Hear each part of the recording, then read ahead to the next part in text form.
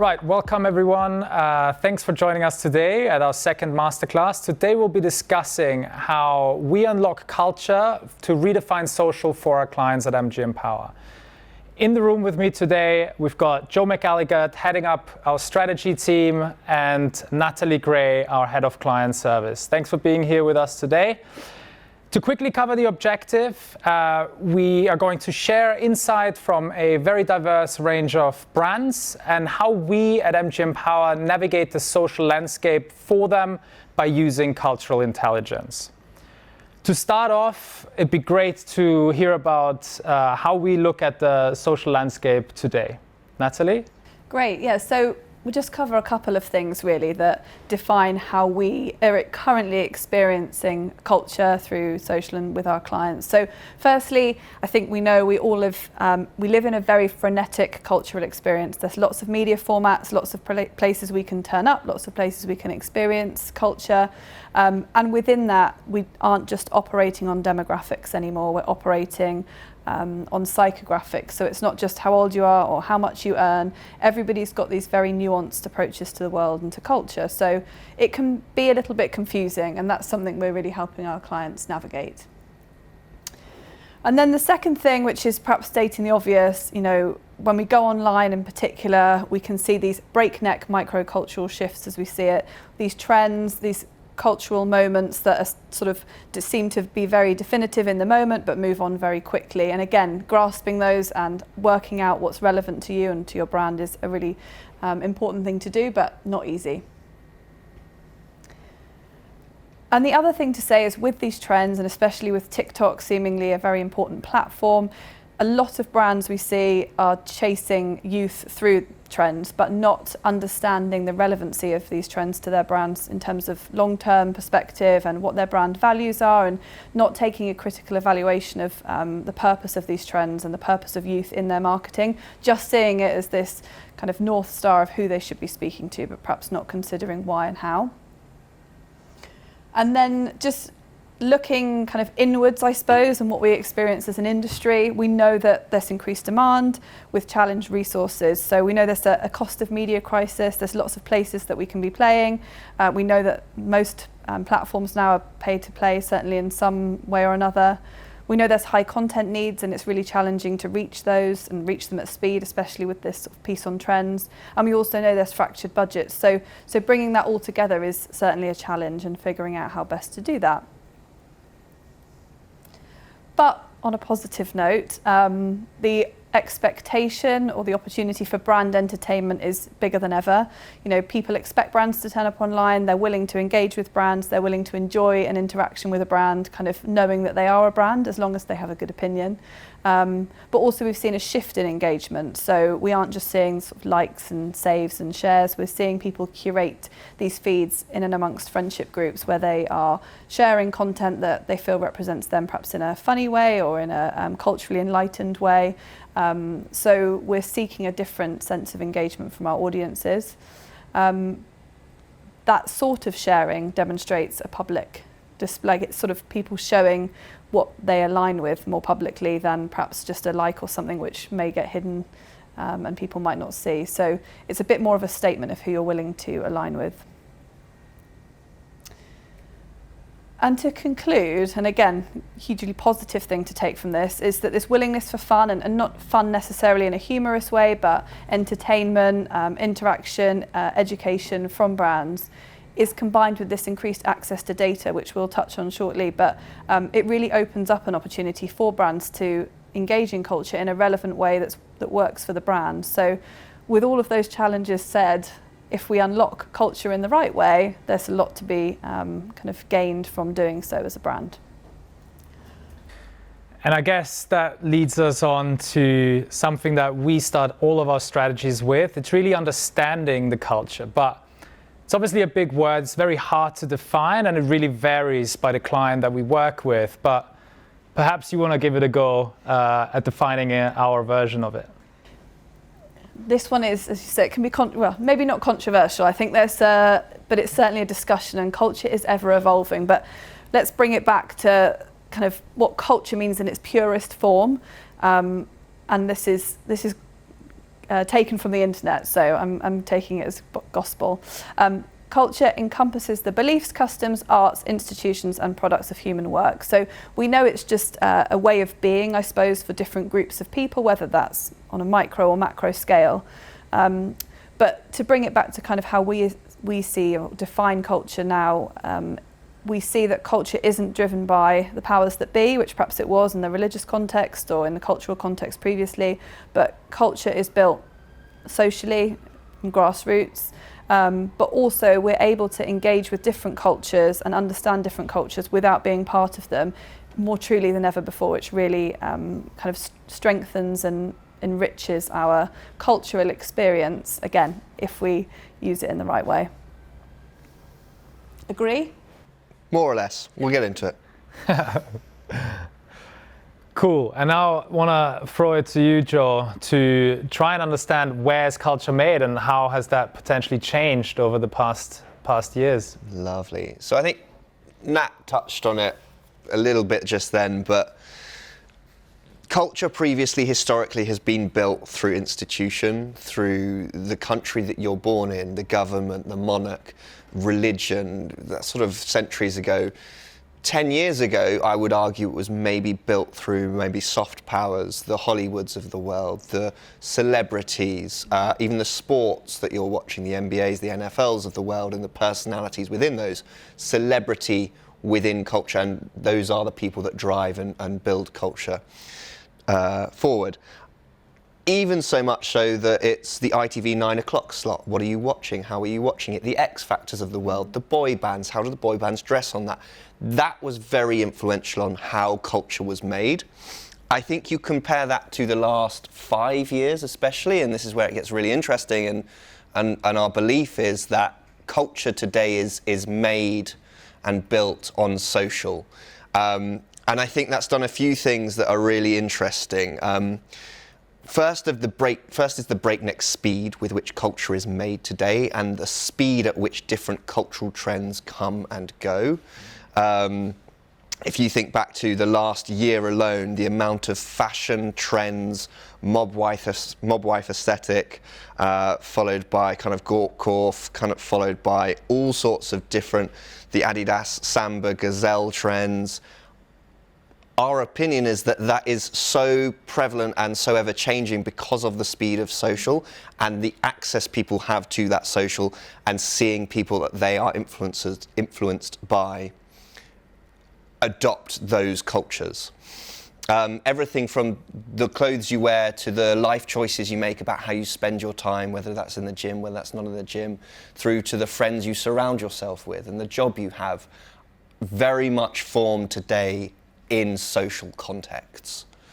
So I think it's now born from, defined and learnt from socials, but even beyond socials, I actually think it's the reactivity of socials, the speed of socials that is interesting when we think about what makes culture. Yeah, I think you really need to care about it as a brand. If you want to be relevant, you need to be moving at the speed of social for sure. Great. Yeah, and I guess this just reiterates the point I made before, but just the way we share with and engage with culture is different, and perhaps we are more outwardly sharing our associations with culture, but also we all of us that are on social have a chance to support in deciding what's a micro trend, what becomes a macro trend, what lasts longer, what goes within a week. So the way in which we engage with what's happening online as individuals and as brands, we have a potential impact there. Guess it's more open as well, right? Yeah. I can choose if I want to be part of a certain trend or if I don't want to be, whereas traditionally it was a lot more gated in a way, and I think that is an opportunity for brands, right? There's an interesting point around, do you choose the culture that you align with, or is it kind of almost a subconscious build? So I think if you think back to your culture is your nation, you don't choose to be English, you're brought up English, if you like. Yeah. And if you define your culture as English, that's a huge culture to be defined by. But in the same way, when I'm scrolling through Instagram or TikTok and I'm seeing things subconsciously, am I choosing to then, I like that, therefore I'm going to actively, buy Sambas? Or am I scrolling TikTok and then one day I see Sambas and I think, yeah, I quite like them, and I don't relate that choice of culture back to socials. It's more subconscious. True. But also what's interesting is, we see that people engage with certain things on social, and it doesn't necessarily translate to what they would communicate in terms of beliefs externally. They might be more radical in their beliefs on social. I'm not saying radicalised, but they might be more extreme, or the opposite way around. You might get someone on a topic one-to-one, and they're far more passionate than they might appear in their algorithm, for example. So, and this is why understanding the persona of your audience is so important, because it's not as singular as what they've liked in the last week, or a couple of aligned passion points. Is so much more than that. Cool. Right, I guess that leads us on to another point that we like to start all our strategies with. It's really finding these data points about culture that can really help us educate our strategies. And who wants to try to unpack where we get those from? I'll happily take this one, but feel free to chime in. So there's sort of 5 key points where we seek culture, I suppose, or seek to understand culture. And really the key takeaway here is that using a combination of these things is the sweet spot, and this gets us to the point of understanding the full spectrum of our audiences. So the first is social listening. Social listening is obviously fairly well understood, but really reaching the audiences where they are, figuring out what they're talking about, and access to those sort of lesser used channels such as Reddit is a really great way of kind of tapping into the audience mindset.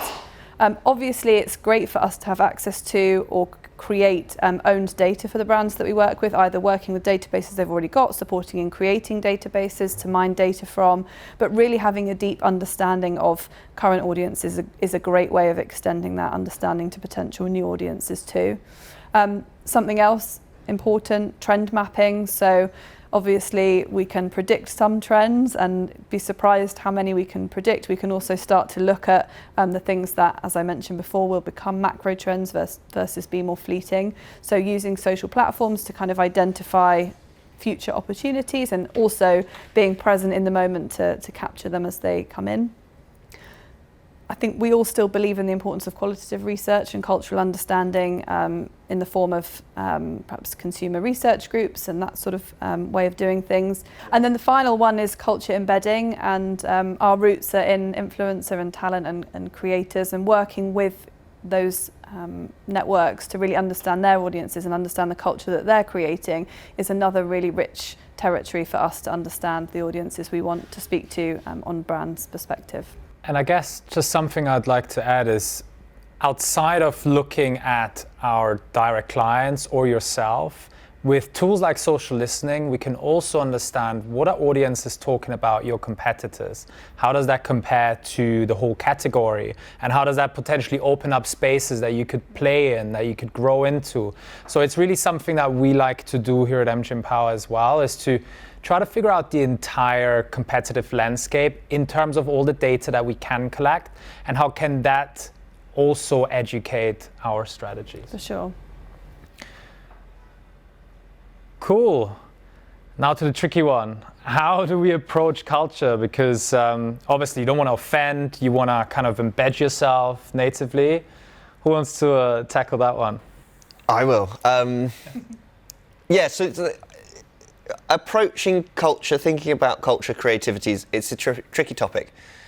And that we have a framework, and it's not a framework that will solve all elements, but I do think it's a nice way to approach understanding it and giving you something tangible out of it. So essentially, our view is that marketing impact is created from culture plus creativity. And if we think back to the last 20 minutes of discussion, our view is that culture is now created on social. You can start to build on this framework, wherein it can then help direct how you approach this marketing impact, or how you can achieve it. And I think the interesting piece here is creativity is, in and of itself, very intangible. You can't just tell someone to go away and be creative, but you can give them tools and assets that will help them understand what is creative and what will resonate creatively to culture. And I think the beautiful thing is, if you define culture as born on social, you have so much data from your social that can inform your creativity. So ultimately what we do is we take culture through the lens of social. We use that social data to inform our creativity. What can we learn on social channels that we can then create assets from, experiences, various different activations across channels using culture and social. And then the beauty of it is, regardless of what that creative is and regardless of what channel that creative is brought to life on, you can then ensure that there are social cultural moments within that creativity that will then create the culture back that you kind of got your data from in the first place. So realistically, the dream scenario is you find your culture through socials, you understand how people are talking about those socials, or what people are talking about on the socials that is cultural. You take that knowledge of what culture is to inform your creativity, and then you feed that back into creating culture yourself. I think it's good for us to focus on a few takeaways as we come to our conclusion. So the first thing, which hopefully we've made clear throughout, and something we really underpins everything that we do, is meaningful audience understanding. And we really mean meaningful. So taking the time to understand your audience, understand them across different touch points, and importantly, when it comes to culture, understanding not only how they respond to culture, but where they're turning up in culture, and making sure you're using that intelligently in your marketing strategies.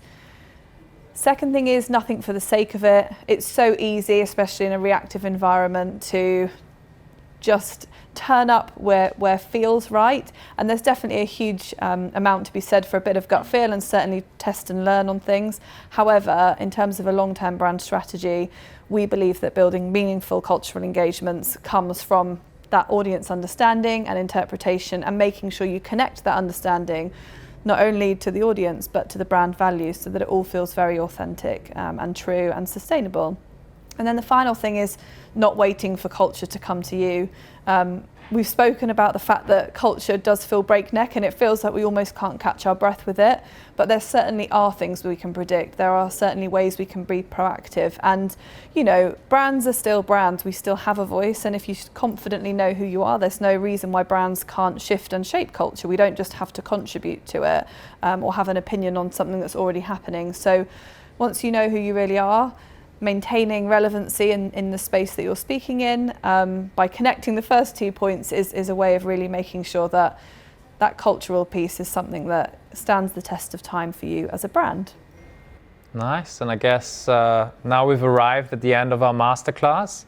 We hope it was valuable to all of you, and of course, if you want to chat further with us about how we gather data and how we can potentially help you, then we'd be lovely to have a chat. Thanks for you too. Thank you. Thank you.